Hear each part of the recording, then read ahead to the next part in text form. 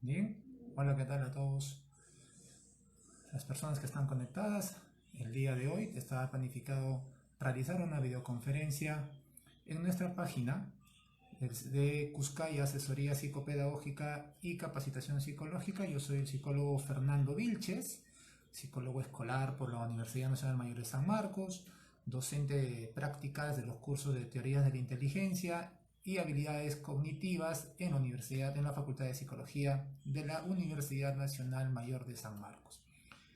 Les voy a contar un poquito a modo de prueba de sonido y de que si me están escuchando claramente. Hemos tenido un poco, en realidad, algunas dificultades con lo que es el internet.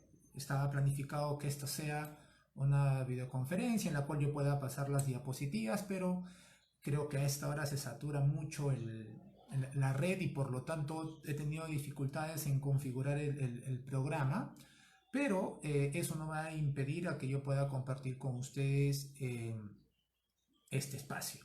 Así que mientras se van conectando a modo de prueba y para que se vaya como que compartiendo entre cada uno de sus contactos y sobre todo aprovechando este espacio y este momento en los cuales nos encontramos todos, creo que no solamente aquí en Perú, porque yo me encuentro en Perú, sino colegas de otros países, nos encontramos bajo esta pandemia que está azotando gravemente, en realidad, de manera significativa a cada uno de nuestros países y por lo tanto eso nos obliga a que cada uno de nosotros suspenda nuestras actividades y permanezcamos en cuarentena en nuestros hogares. Entonces, pero eso no quiere decir que no vamos a estar con continuo aprendizaje, por lo cual, o por lo menos les voy adelantando aquí a los colegas que de otros países porque me han escrito, ¿no? Es una gran sorpresa, una grata sorpresa que nos han escrito de otros países consultando sobre el horario de esta transferencia, transmisión, así que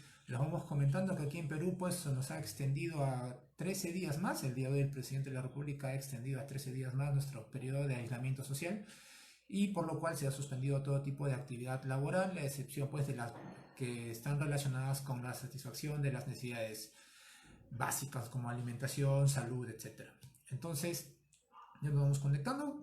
Por favor, a ver si alguien quien está conectado puede por ahí escribir, si es que está todo claro, si no hay algún tipo de problema de repente, para poder comenzar. Yo estoy con la laptop aquí al costado, así que voy a ir un poquito guiándome de lo que vamos a conversar el día de hoy.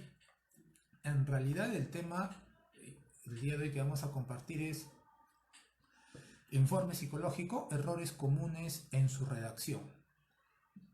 Desde desde mi formación universitaria, siempre algo que yo recuerdo mucho y que sí me han enseñado y sí creo haber aprendido no específicamente el redactar, sino la idea y las nociones y sobre todo el criterio que implica el poder desarrollar o redactar un informe psicológico. Gracias a Jesús, a Bill, a Valeria, a todos los que se están conectando. Entonces vamos a dar unos minutos antes que mientras que va cargando aquí la laptop. Bien, entonces, como les iba diciendo, de las épocas universitarias, siempre la idea que cada uno de los profesores o los docentes que tuve en mi formación incidieron, muy pocos incidieron, por solamente creo que fueron dos, incidieron en la importancia del informe psicológico, porque al final todo el trabajo, la práctica psicológica, uno de los pilares de vital importancia no es la terapia, sino es el proceso de evaluación. Y el producto del proceso de evaluación, pues es el informe psicológico. Y quizá nosotros no le vemos o no se le ha dado la importancia en cuanto a su elaboración y esto ha terminado siendo, por lo menos aquí en Perú, no sé en otros países, siendo una actividad monótona, ¿sí? Y que hasta un punto carente de análisis y sobre todo carente de ese matiz científico, porque como ya lo vamos a ver más adelante, el informe psicológico es un documento de carácter científico, porque se entiende y se espera de que su elaboración parta desde un procedimiento científico, ¿sí? Y básicamente desde las definiciones más básicas de lo que implica un procedimiento científico es que es sistemático, organizado y responde a un objetivo, ¿no? Entonces, en base a ello, pues tenemos que entender de que el informe psicológico es la concretización de un procedimiento sistemático y organizado.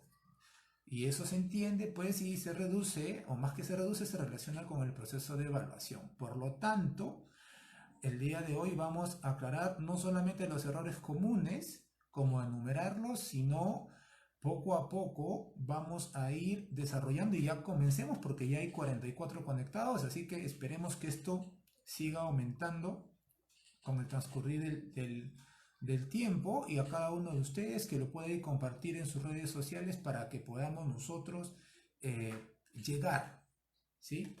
Entonces, y así chiquitito les comento que Cuscaya es una organización dirigida a la asesoría psicopedagógica, pero también uno de sus servicios es la evaluación e intervención psicológica. Entonces, particularmente yo soy el director de Cuscaya, yo soy psicólogo educativo, entonces todos los temas a los cuales yo comparto y a los cuales me dedico están relacionados con el campo educativo, lo cual no quiere decir que no tenga competencias o conocimientos en la práctica clínica. Justo de eso estaba conversando con un catedrático de la universidad donde yo enseño, un poco planificando respecto a cómo vamos a organizar el curso que vamos a dictar este año, este semestre, que es en la Escuela de Psicología Organizacional de San Marcos, y a la conclusión que llegamos fue realmente importante porque, si bien es cierto, nosotros se va a enseñar a estudiantes de la Escuela Académico Profesional de Psicología Organizacional, en otros países se les denomina, se les conoce como psicología del trabajo, psicología de las organizaciones, etcétera. Pero la conclusión que llegamos que más allá de los ámbitos profesionales, y hay diferentes matices, el proceso de evaluación es único. O sea, el proceso de evaluación es único. O sea, no existe una evaluación diferente en cuanto al área clínica, al área educativa y al área organizacional. El proceso de evaluación es único, el procedimiento es único, las etapas son generales. Lo que por ahí los matices van cambiando en cuanto a los instrumentos que vamos a utilizar, en cuanto a los marcos teóricos, obviamente que vamos a emplear para poder dar sustento a nuestras posturas y o si no responder a los fenómenos por los cuales estamos evaluando. Pero de alguna otra manera, lo importante es que el primer concepto claro que tenemos que hoy aquí delimitar es que la evaluación es única, más allá de los ámbitos profesionales después o especialidades a las que uno se va a dedicar. Y quizá, por lo menos aquí en nuestro país, aquí en Perú, uno de los campos que quizá está muy estancado en cuanto al proceso de evaluación es el de psicología organizacional. Porque lamentablemente en la práctica se ha distorsionado cuál es el rol del psicólogo en una organización y cada psicólogo se ha dedicado a hacer cualquier otra actividad que está muy poco relacionada con lo que es la psicología. Entonces es menester de cada uno de los profesionales y estudiantes que se dediquen a recuperar un poco ese matiz científico del psicólogo en una organización, el psicólogo en una organización o en una institución. Bien, entonces vamos a comenzar. Vamos a definir claramente qué entendemos por un informe psicológico. Muchos dirán ustedes, es un documento, es una hoja que está escrita donde el psicólogo plasma todos sus conocimientos, etcétera, etcétera. O si no, otros dirán, el informe psicológico no tiene definición. Pues, contrario a ello, el informe psicológico tiene una definición teórica y dentro de todas las revisiones que he hecho, porque dentro de todo también capacito de manera independiente a profesionales en lo que es redacción y evaluación, me he quedado con una definición de Talent de 1988, en el cual él considera el informe psicológico como la expresión palpable de la evaluación psicológica.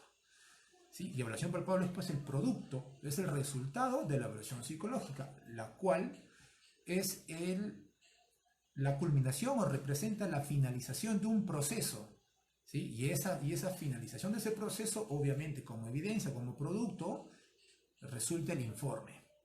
En ese sentido, nosotros ya estamos dando cuenta un poquito de lo que hemos conversado al inicio, que el informe psicológico es el resultado del proceso de evaluación, la evidencia, el producto.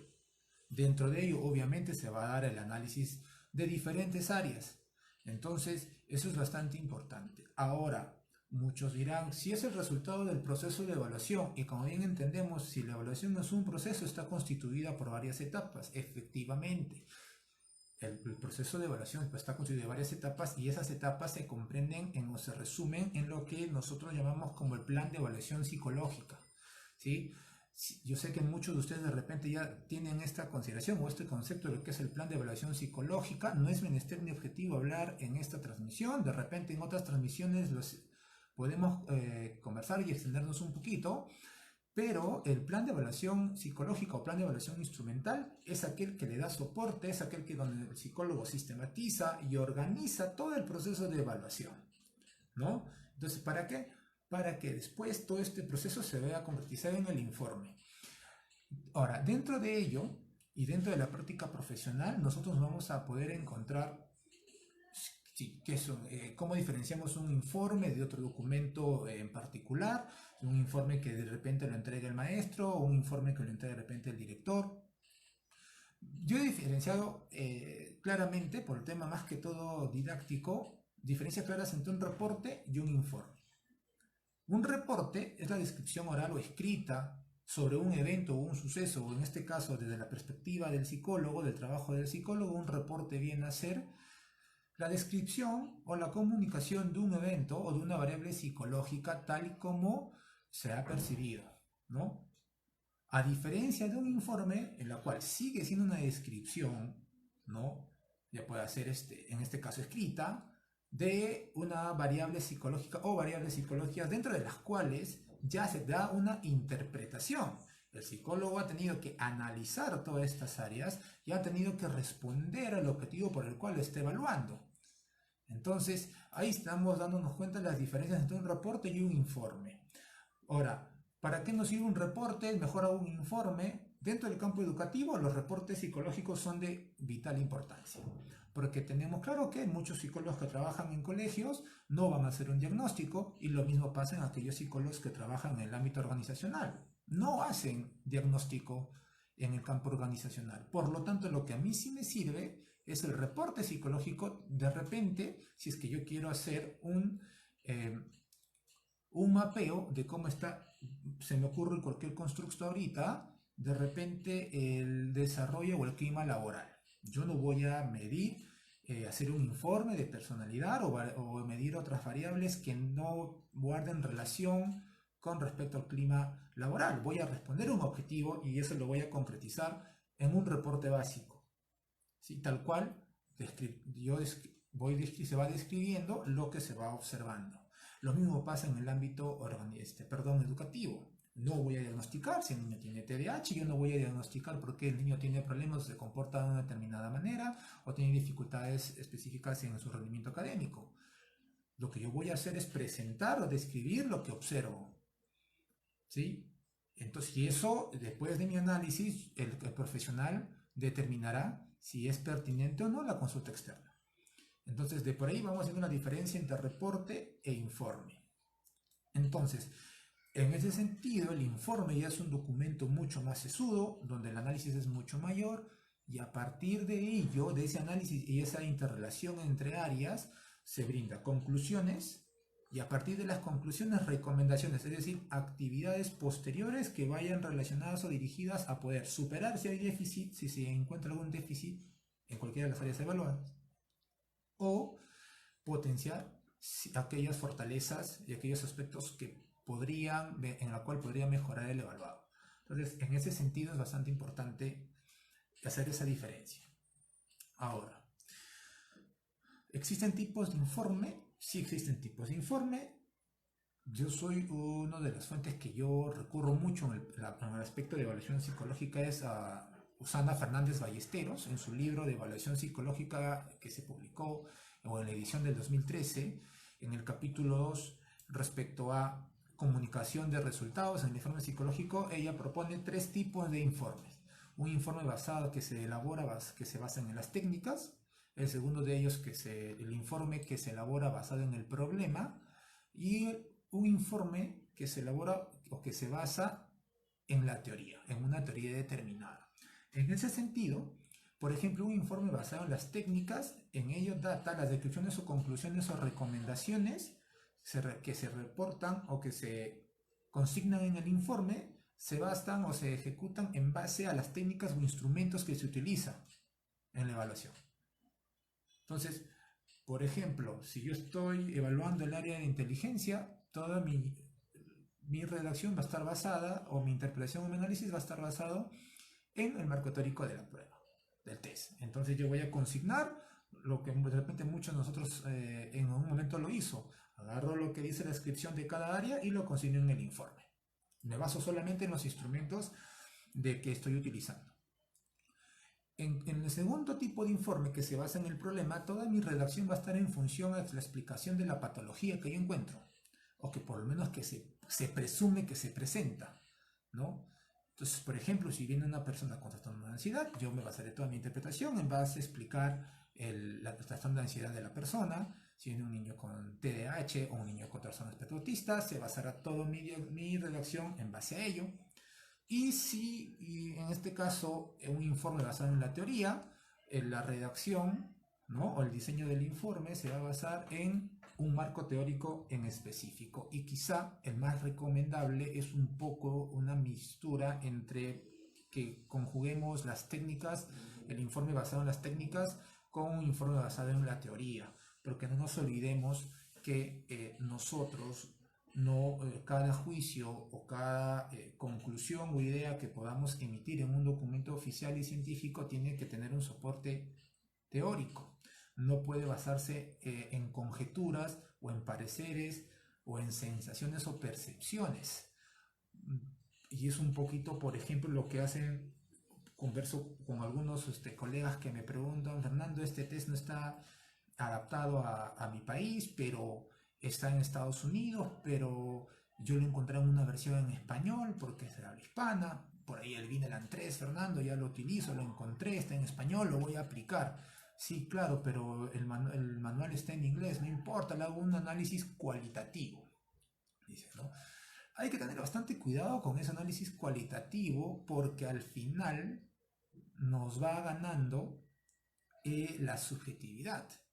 Por más que nosotros tratemos de controlar este sesgo, hay que tener bastante cuidado porque estamos elevando el grado de subjetividad y por lo cual ya va perdiendo, ¿sí?, confiabilidad y validez los resultados que nosotros, o en este caso nuestra interpretación. Por lo tanto hay que tener una mixtura entre un informe de tipo basado en las técnicas y un informe que se basa en la teoría, en esos dos, y sobre todo siempre no olvidar que nuestra interpretación de resultados tiene que basarse o estar afín a un marco teórico explicativo y obviamente que éste responda al objetivo de mi evaluación que previamente yo lo he planteado en mi plan de evaluación instrumental, ¿no? O el plan de evaluación psicológica. Eso con respecto a tipos de informe. ¿Cuántos tipos de informes hay? Hay tres. El basado en las técnicas, el basado en el problema y el basado en una teoría en particular. ¿Sí? Si bien es cierto ahora, si nosotros sabemos cuántos tipos de informes hay, podemos conversar o definir ahora cómo se caracteriza un informe psicológico, qué características tiene. Se ha definido que tiene principalmente tres características. Todo informe psicológico debe tener tres características. ¿Cuál es el autor? Como les digo, está en función a lo que propone Fernández Ballesteros en el 2013 en su libro de Evaluación Psicológica. Es un libro excelente, muy bueno, ¿sí? Muy bueno. Yo se los recomiendo. Es más, le voy a dejar la bibliografía o la fuente allí para que lo puedan buscar y lo puedan adquirir. Es un libro, particularmente es como mi Biblia en temas de evaluación, para esquematizar y planificar. inclusive lo pueden encontrar hasta virtual en cualquier aquí página de internet.